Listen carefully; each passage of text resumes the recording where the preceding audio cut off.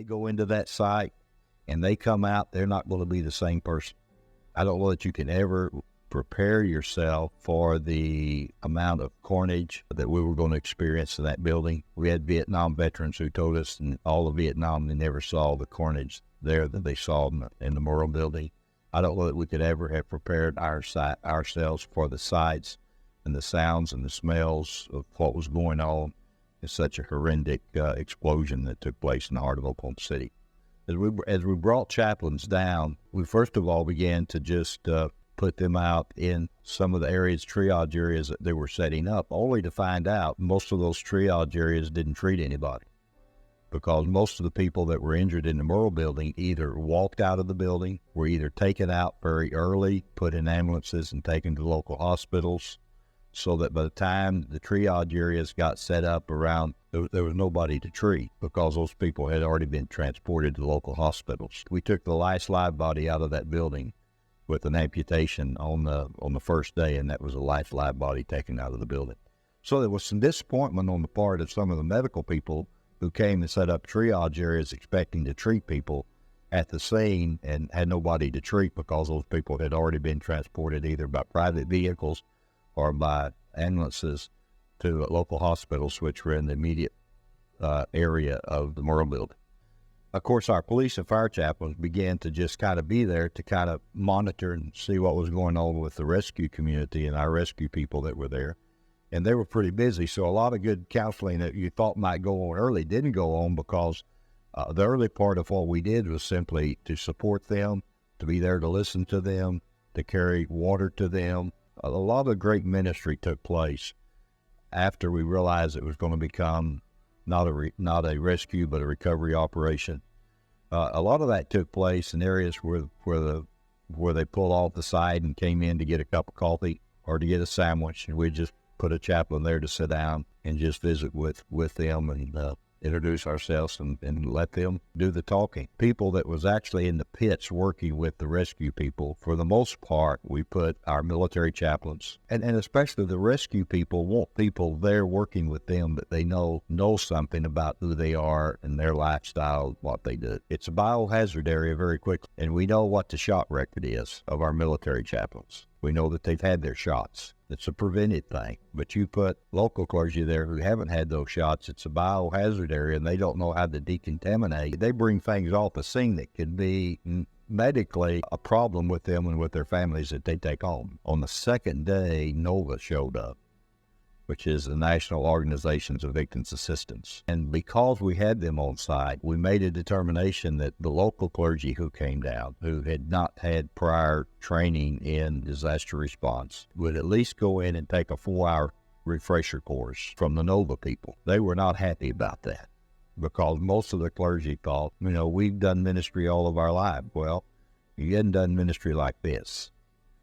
And you need to prepare yourself for what you're going to experience if you go down on that side. And they got upset. Well, you just tell them they go or they don't go down. I credential you, so if you don't want to go to the class, thank you. There's other areas that you can do ministry, but you're not going to do ministry down here if you don't take the course. Well, it's very important that they go, although they got mad about going. If they chose not to go, then they didn't go down site. Now, I can tell you that a lot of them would try to slip in the back door. We had 255 ministers on site that we had record of. 255 that we had names of people who came there to Oklahoma City to want to do something. It was a management problem. So we went to the people that were issuing credentials and we said to them, unless one of 3 people come down here with another clergy person to say issue them a permit, there's no other clergy person to be allowed to be issued a permit to get on site. And you made some of them angry. I still have probably some people who are very angry at me, and because we wouldn't let them on site. In fact, we actually got on site and pulled tags and escorted clergy off the site because if they were there and they didn't know what they were doing and they began to interfere with the recovery operation, a federal agent would come to us and say to us, do you know who this person is? Well, if they didn't check in where we asked them to check in, we may not know who they were. and they would say, well, get them off of here. They can't come down here. Well, the difference between local clergy and a chaplain is most local clergy have not been trained to respond to a traumatic event. They have no clue what they're going to see when they get there. We've not inoculated them to give them any idea of the fact that when they go into that site and they come out, they're not going to be the same person. They're going to be changed forever.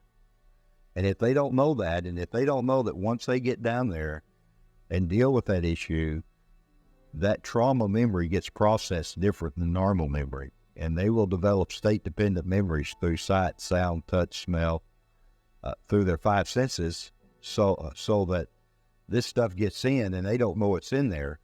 And all of a sudden they come out and they begin to have some issues because of trauma memory that they've got and those anchors. And I'll give you a fine example. We had a local clergy who came down, and a year later he came to my office and he talked to me, and I said, what's going on? He said,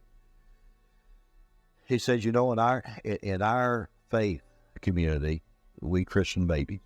Well, I understand that. And he said, you know, we haven't had a baby born this year until last week. So he said, I went to the birthing, they birthed the baby, they handed the baby to me, and I couldn't take the baby. Said, but well, tell me, what did you do down at the site?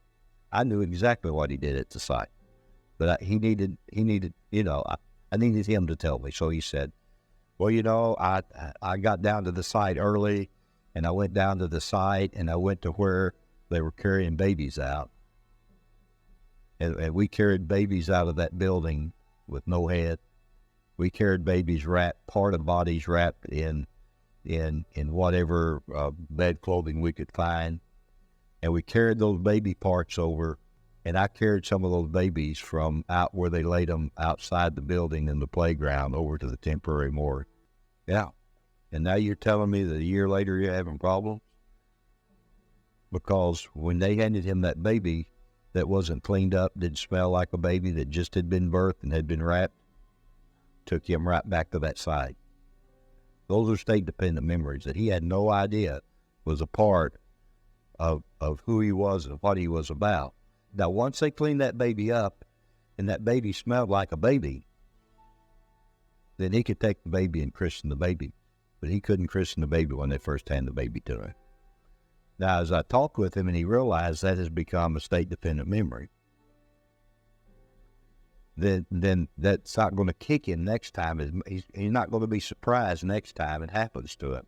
He's going to know, oh, okay, I know where that's coming from. But local clergy don't have any clue how one of these events can change them spiritually, physically, emotionally.